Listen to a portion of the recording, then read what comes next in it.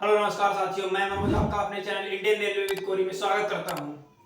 आज मैं आपके सामने रेलवे के द्वारा दी जाने वाली एक बड़ी खुशखबरी लेके आया हूं। आज मैं आपके सामने रेलवे के द्वारा दिए जाने वाले बोनस से संबंधित सभी सवालों का जवाब दूंगा। आप देख सकते हैं ये सभी सवाल जो कि है पीएलबी क्या होता है, यह बोनस क्यों दिया जाता है, किस किस को दिया जाता है, कैलकुलेशन कैसे करते हैं तथा यह बोनस कब आता है। सबसे पहले जान लेते हैं कि पीएलबी क्या होता है। पीएलबी का फुल फॉर्म होता है productivity link bonus. Productivity linked bonus अर्थात कि प्रोडक्शन के आधार पर यह बोनस दिया जाता है। यह बोनस क्यों दिया जाता है? यह बोनस रेलवे कर्मचारियों को प्रोत्साहित करने के लिए धनराशि प्रदान की जाती है, जो कि तो रेलवे के द्वारा जो मटेरियल होता है उसे एक स्थान से दूसरे स्थान तक ट्रांसपोर्ट किया जाता है। और हमारे देश में ट्रेन के द्वारा व्यक्तियों को एक स्थान से दूसरे स्थान पर पहुंचाने का जो कार्य होता है वो अधिकतर किस माध्यम से होता है? तो रेलवे के द्वारा ही किया जाता है। मैं आपको बता देना चाहता हूं इस वर्ष का जो लेटेस्ट अपडेट है, इस वर्ष जो है 164.9 मिलियन टन का जो प्रोडक्शन है, 164.9 मिलियन टन का जो प्रोडक्ट है उसे एक स्थान से दूसरे स्थान तक ट्रांसपोर्ट किया गया। साथ में ही जो 1.73 बिलियन पीपल है, 1.73 बिलियन लोगों को एक स्थान से दूसरे स्थान तक सुरक्षित ट्रांसपोर्ट किया गया, अर्थात कि उन्हें सुरक्षित यात्रा करवाई गई।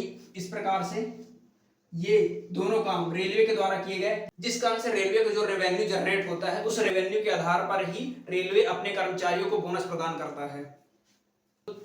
मैं आपको बता देना चाहता हूं इस वर्ष 10,91,000 लोगों को यह बोनस दिया जाएगा। प्रश्न क्रमांक 3 का उत्तर है कि यह किस किस को दिया जाता है। तो यह ग्रुप डी और ग्रुप सी के कर्मचारियों को दिया जाता है, जो कि लगभग जिसकी संख्या 10,91,000 है। अब उसके बाद हम पांचवा प्रश्न देख लेते हैं कि यह बोनस कब आता है। तो यह बोनस मैं आपको बता देना चाहता हूं कि दशहरा के समय पर जो सप्तमी और अष्टमी का दिन होता है उस दिन के आसपास ही आपको यह बोनस उपलब्ध करा दिया जाता है। अधिकतर केसेस में यही होता है, लेकिन कभी कभी 1-2 दिन आगे पीछे हो सकता है। तो यह बोनस आपको दशहरा के आसपास उपलब्ध कराया जाता है। अब इस बोनस का कैलकुलेशन कैसे करते हैं, आइए देखते हैं बोनस का कैलकुलेशन किस आधार पर किया जाता है।